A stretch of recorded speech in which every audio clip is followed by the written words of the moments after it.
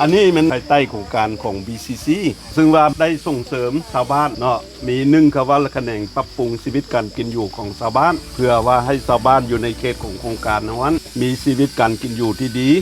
ในนี้เนาะและมันเฮาส่งเสริมการเลี้ยงสัตว์ใหญ่และฉะนั้นคืออยู่เมืองภูวงถึงว่าขึ้นกับแข่งอัตตปือนี่นะเนาะแล้วมันว่าแท้เฮาได้ก็มี7หมู่บ้านแต่อยู่ในนี้หันเฮาละมีแผนที่ว่าสิให้กับเจ้าชาวบ้านนี้เลี้ยงสัตว์ใหญ่คือว่าเฮาก็ได้ทดลองในยามเบื้องต้นในปีนี้นี่นะได้เอาแก่นแนวพันธุ์หญ้ามาให้บางครอบครัวเพื่อทดลองในการปลูกแต่ว่าแท้เฮาก็ยังบ่มีประสบการณ์และเทคนิควิธีการใดเนาะและฉะนั้นนี้เพื่อว่าจะไปเสริมขยายกิจการต่างๆหั้นเฮายังค่อยได้เอาชาวบ้านเฮาผู้ที่มีจิตใจหรือว่าผู้มักเนาะผู้สนใจเรื่องเลี้ยงงานการเลี้ยงสัตว์ใหญ่โดยเฉพาะเม็นงัวนี้มาทัศนศึกษามาห้ำเหียนถอดถอนบทเรียนนำฟาร์มเฮานี้ตะกี้เฮาที่หลายเท่าใดหญ้าเฮาธรรมชาติมันก็บ่พอกินบัดนี้เพิ่นได้มาแล้วแนะนำให้เฮาเฮ็ดตามแผนการเฮาไม่ได้ตามเพิ่นเฮามีหญ้าให้งัวเฮากินแล้วงัวเฮากระตุ้ยพวกเฮาได้ติดตามไปดูแลผู้ใดสนใจกันมันอยากให้เขาเฮ็ดตามแบบโครงการที่เพิ่นพาเฮ็ดตาปีผ่านมาก็บ่เชื่อเด้บ่เชื่อเฮาอยากเฮ็ดแล้วบ่เก็บหญ้าบ่มักหญ้าแบบเพิ่นแนะนำมาพอละดูแลหญ้าเฮาก็เบิดบ่มีหญ้าให้งัวกินอีกปีนี้ก็ได้ตัดสินใจแล้วก็เฮ็ดตอนนี้ได้หญ้าก็เริ่มมา2ต้นละที่หญ้าเฮาเก็บหมักไว้เนาะเป็นล็อกที่เพิ่นแนะนำมาแล้วก็เฮ็ดเป็นล็อกให้กินปีกายเขาเอามาเฮ็ดบัวพุ่นนี่ได้จากโตแล้วก็ได้เงินเป็นก็เป็นกำขนาดปีกายนี่มีงัวอยู่15ตัวเนาะละลองงัวจ้อยที่สุดนี่แหละเราไปซื้อ15ตัวมัน20 ล้านขั้นทดลองนะแล้วตอนเฮามาขายเฮาเลี้ยงในระยะอยู่3เดือนนี่แหละได้37 ล้านระยะ3เดือนหั่นซื้อ20 ล้านได้37 ล้านเจ้าเฮาซื้อกัน20 ล้านแต่เป็นงัวจ้อยแล้วเป็นงัวน้อยจ้อยที่สุดนั่นแหละของงัวแหละก็บ่เคยได้เลี้ยงงัวจ้อยปานนั้นจักเทื่อแล้วเอามาทดสอบเบิ่งไปสิก็มีแต่ทดลองเนาะได้ก็ว่าเห็นผลได้ซ้ำนั่นแหละแล้วปีนี้เด้แล้วปีนี้คาดหวังก็คือว่าสิให้ได้อยู่ประมาณ3รอบเดี๋ยวนี้ปีกายรอบเดียวปีนี้จะเฮ็ดได้3รอบพี่กายนี่15ตัวปีนี้เด้ปีนี้หั่นเฮาเขาขุนอยู่นี่20ตัวล่ะมีซื้องัวนอกปีหมดงัวเฮาแน่งัวนอกแน่พี่กายนี่งัวเฮาบ่เข้ามาเพราะว่าเฮาลองนะแล้วเฮาไปซื้อมาแล้วปีนี้เฮางัวเฮาเข้ามาก่อนรอบทำอิฐนี่ก็10ตัวแล้วเฮาไปซื้อเข้ามาไว้เตรียมมาไว้แบบเฮาขาย10ตัวออกแล้วเฮาก็สิเตรียมขุนตัวอีก10ตัวหั่นแล้วก็ถ้าขายซุมนี้ออกไปแล้วเฮาก็สิไปซอกซื้องัวจ้อยหั่นมาอีก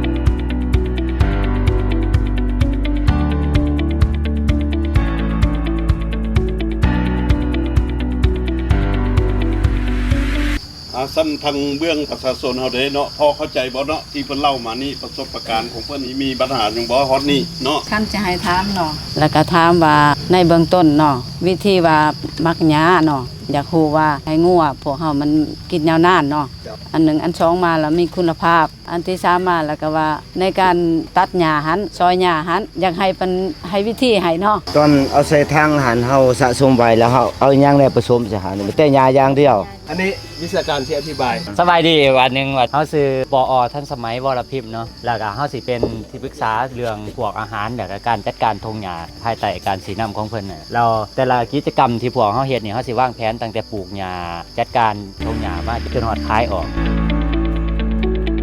ตัวนี้ระบบของเขาก็คือมีอยู่2ระบบคือสายดินถ้าสมมุติเฮาบ่ปักสายดินไฟมันสิบ่ไปเนื่องจากว่ามันต้องเป็นตัวแลนสักน้ำไฟจากจุดหนึ่งไปหาจุดหนึ่งเนาะเพราะฉะนั้นเขาใส่ตัวนี้ติดกับสายดินปุ๊บแล้วก็ตัวนี้ติดกับขอบไฟหลังจากเปิดใส่งานความแห้งของไฟแห้งไปได้ตัวนี้ตกอยู่ 8,000 โวลต์หมายก็เท่ากับไฟที่เขากระตุ้นหัวใจเวลาคนอยู่ในห้องหมอแบบเดียวกันมันเป็นไฟกระตุกเพราะฉะนั้นสิเฮาเวลาเฮาไปล้มไปยังใส่ย่านตายย่านนั่นบ่มีผลบ่ตายเพราะว่าไฟมันเป็นไฟกระตุกไฟอันนี้เฉยๆเนาะหลังจากเสียบแล้วก็มาทดสอบได้ว่าแห้งซ่ำเลยคือระบบตัวนี้แม่นระบบตัวที่บ่ใส่ไฟฟ้าแต่เฮาอยู่ฟาร์มนี่เฮาติดตั้งตัวไฟฟ้าอยู่เทิงเฮือนพุ่นเสียบอยู่เฮือนบ่อนเดียวเลยบัดนี้เขาสิมาเว้าเรื่องการจัดการเรื่องอาหารของเขาที่โครงการของพวกเขาถ้าเฮ็ดอยู่ปัจจุบันนี่เขาสิเก็บอาหารช่วงไหน มันสิมีช่วงแรงกับช่วงฤดูฝนช่วงฤดูแรงคือถ้าสมมุติเฮาปั๊มน้ำขึ้นมานี่ค่าไฟนั่นบ่ค่าซื้อปั๊มค่าทอค่านั่นบานปลายมหาศาลเพราะฉะนั้นเฮาก็เลยต้องเฮ็ดจังไดช่วงฤดูฝนแบบนี้มีหลายๆเฮาก็เก็บไว้ติช่วงฤดูแล้งบ่มีก็บ่ต้องเฮ็ดถามว่าบ่ต้องเฮ็ดอันนี้คือเฮาวางแผนไว้คือช่วงนี้เดือน8เนาะเดือน8ขายหลอดทำอิฐล่ะเข้ามาตั้งแต่เดือน6เดือน6เดือน7เดือน8ประมาณเดือน8ต้นเดือน9เฮาขายสุดหนึ่งสุดที่2เดือน9เข้าเดือน9เดือน10ประมาณเดือน11หรือเดือน12ได้ขายออกอีกรอบนึงหลังจากนั้นโจหน่อยนึงประมาณเดือนนึงเพื่อเฮาเอาหัวเข้ามาอีกรอบนึงเก็บหญ้าไว้เพื่อให้ไปเลี้ยงช่วงฤดูแล้งคือดาวเฮืองเนี่ยเฮาสิไปขายช่วงปีใหม่เขาต้องการงัวหลายต้องการสัตว์หลายเพราะฉะนั้นเฮาก็ไปเลี้ยงอยู่ประมาณเดือน1เดือน2เดือน3เดือน4เพราะฉะนั้น3เดือนนี่เฮาสิได้ขายอีกเพราะฉะนั้นปีนึงเฮาสิได้ขาย3ชุดแล้วช่วงฤดูแล้งเฮาสิเอาหญ้ามาแต่ไสก็จากตอนฝนนี่แหละปกติช่วงฝนเนี่ยเฮาใส่หญ้าสดเกลือ2ชุดฮะชุดที่3เนี่ยเฮาคอยใส่ตัวนี้ถ้าสมมุติเฮามีต้นนึงเลี้ยงได้10ตัวเฮาก็เอา10ตัวเข้ามาเพราะว่ามื้อแต่ละมื้อเฮาให้อาหารเฮาฮู้เด้ว่าให้จักมื้อให้มื้อละจักกิโลเฮาคิดได้เพราะฉะนั้นเฮาสิมีอยู่5ต้นงัว15ตัวเพราะฉะนั้นเฮาก็เอา15ตัวมาเกลือไปฮอดมื้อที่เฮาสิขายหญ้าพอดีหญ้าก็ใกล้สิเบิดเฮาก็ขายงัวออกเบิดเงินก็เข้ามามันก็สิตกไปเดือน4เดือน5เดือน5ปุ๊บแล้วก็เดือน6เฮาก็เริ่มเข้าใหม่เพราะฉะนั้นมันก็สิเป็นรอบหมุนไปแบบนี้ห่างกันประมาณเดือนนึงที่สิไปห่างอยู่เดือน11กับเดือน12เฮาโจไว้หน่อยนึงอ่ะเพราะฉะนั้นอันนี้คือการจัดการเลี้ยงงัวของเฮาให้มันได้ขายตลอดปีและให้มีหญ้าตลอดปีโดยเฮาบ่จำเป็นต้องเฮ็ดแบบลงทุนช่วงฤดูแล้งช่วงฤดูแล้งนี่ถ้าสมมุติเฮาโปมน้ำใส่นี่น้ำขึ้นมาหญ้าแทนที่มันสิได้100กิโลนี่มันได้แต่30กิโล30% เท่านั้นช่วงฤดูแล้งแล้วกรณีที่เวลาเฮาสิเฮ็ดหญ้ามักถ้าสมมุติมันเปียกแบบนี้เฮาเอามาบดเลยความสูงสูงเกินไปมันสิเน่า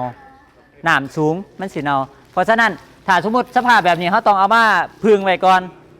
ส่วนใหญ่นี่แม่นเฮาสิตัดช่วงบ่ายๆแล้วก็ปล่อยข้างคืนไว้เลยมื้ออื่นเช้าค่อยเฮ็ดเวลาเฮาปล่อยถิ่มไว้มันก็สิเป็นแบบนี้มันก็แห้งกลับขึ้นมาถ้าสภาพแบบนี้นี่หมายความว่าเฮาสามารถบดแล้วก็เฮ็ดมักได้เลยเนาะ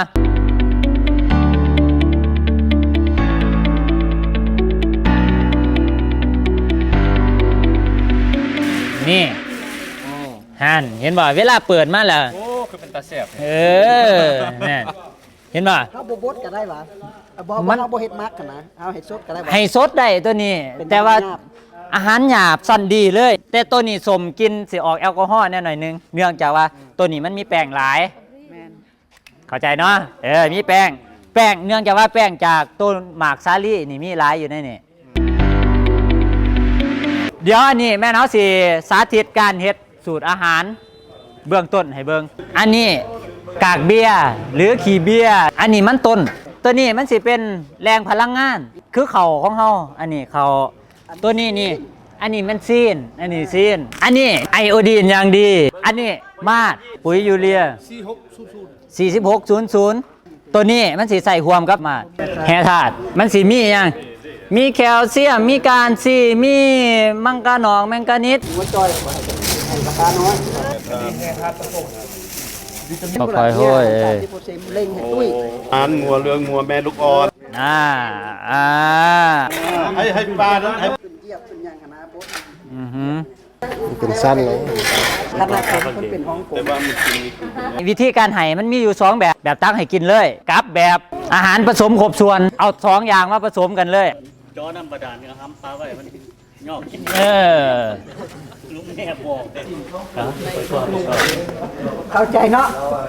ว่าเป็นอย่างเพิ่นจัดผสมเนี่ยเอาตอนมาปลาไว้ลูกกินแต่ตอนแล้วเขากินน้ำหลังหลังจากนั้นได้มาแบบนี้เอาอันนี้ใส่ถังเก็บไว้เลยมาตักเอาให้ประมาณ10กิโล15กิโลต่อมื้อเล็งให้ตุยไว้ขึ้นเนาะไม่เขาว่าธาตุโปรตีนมันต้องการสำหรับน้ำหนักมันมื้อนึงเท่าไหร่ให้มันเกินราชบุรีสมมติว่าเอาเกลือจังสี่เนี่ย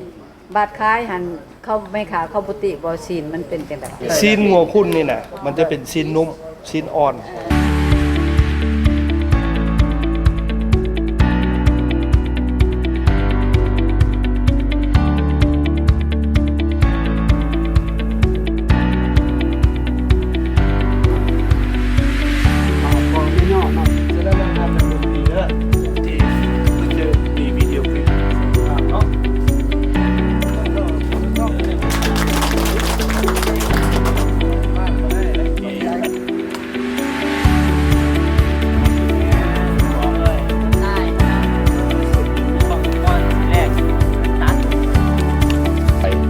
ยังอีกสิถามยังอีก สิถามเจ้าของฟาร์มน้อยหนึง เอาเจ้าของฟาร์ม เฮ็ดนากับเลี้ยงงัวนี่อันใด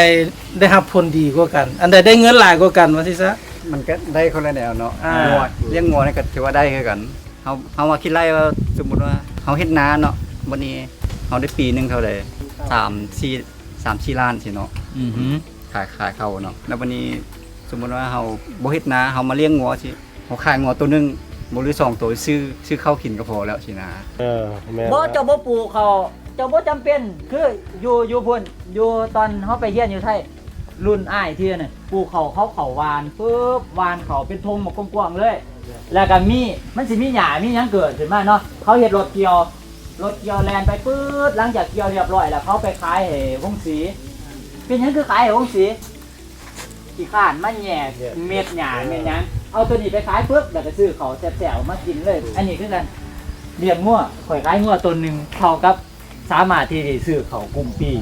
เพราะฉะนั้นที่เหลือคือกำไรที่สร้างขึ้นมาจากหน้าเขาที่ห้อนั่น คือว่ากะสุซีเนาะมาฟังเว้านี่นะหรือว่าเลี้ยงงัวได้หลายกว่าคือเพิ่นถามเนาะแต่ว่าความง่ายความสะดวกระหว่างเฮ็ดนากับเฮ็ดเลี้ยงงัวนี่ตัวใดมันดีกว่ากันนะคันว่าเรื่องง่ายก็เลี้ยงงัวไปแล้วง่ายบ่ได้นั่น เอาเป็นหยังคือง่ายมันเฮ็ดใส่กิจกรรมละจังไดมันค่อยว่าง่ายกว่าการเฮ็ดนะ เฮ็ดนามันก็โตผ่านขั้นตอนหลายคือว่า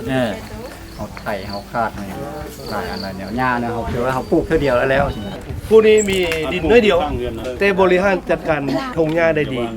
สมมุติว่ามูลโตสไตโลเนาะปีหนึ่งตัดได้6เทื่อ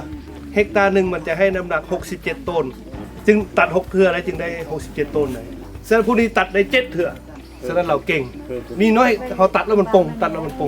บ่ให้มันล้มบ่ให้มันยาวฉะนั้นเรามันเป็นผู้ที่เอาใจใส่ผู้นี้ที่ว่ามีดินน้อยแต่มีประสิทธิภาพสูงสุดอยู่ในกลุ่มเป้าหมายจะมาเห็น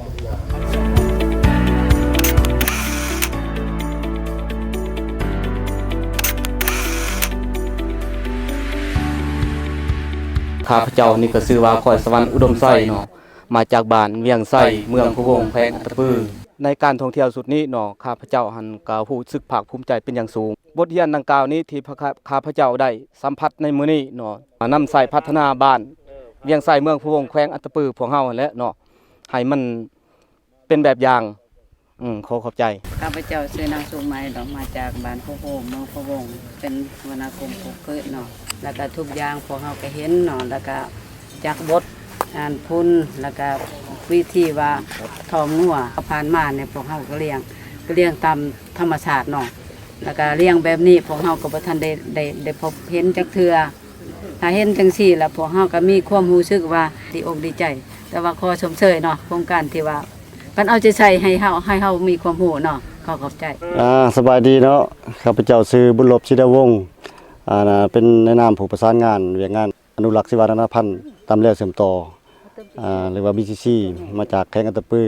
ก็เป็นกิจกรรมหนึ่งจะได้มีการว่าสุขอยู่ส่งเสริมในเวียงงานการเลี้ยงสัตว์ปรับปรุงชีวิตการเป็นอยู่ของประชาชนอยู่ในเขตบ้านป่าไม้หัน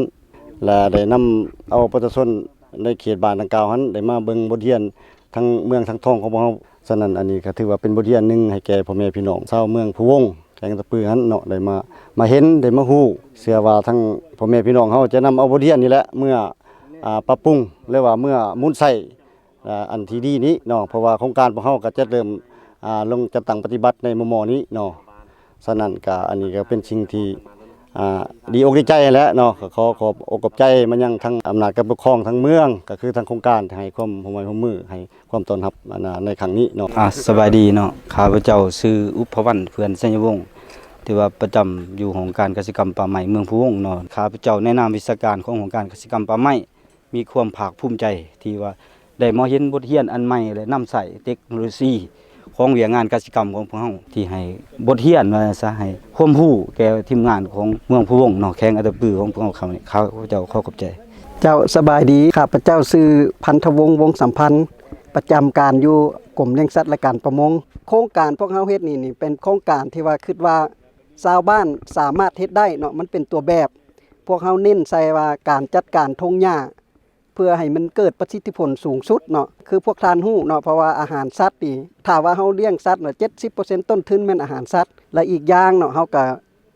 มีการเฮ็ดอาหารเสริมเพื่อทอมงัวเนาะเพื่อให้กระเจ้าขายมีรายรับขอขอบใจเนาะ Just as a closing remark, today we've visited 3 of our project farmers. I'd just like to acknowledge their support for making today be a successful day. From our perspective, the important thing around the project is making sure that the farmers are making more money from what we're doing. So in other words, what we're working on is trying to improve their profitability from their farming enterprise. Today we've actually visited 3 farms and seen what they have achieved over the last 12 to 18 months working with the project. And without them working alongside our DARFO people and our expertise, we wouldn't have the results that we have today. So I'm just grateful for the support of the Department of Livestock, the DARFO staff who are working closely with the farmers, who have helped implement the technologies and learn from the support that our experts from New Zealand have actually brought in. With that as a closing, Kabchai.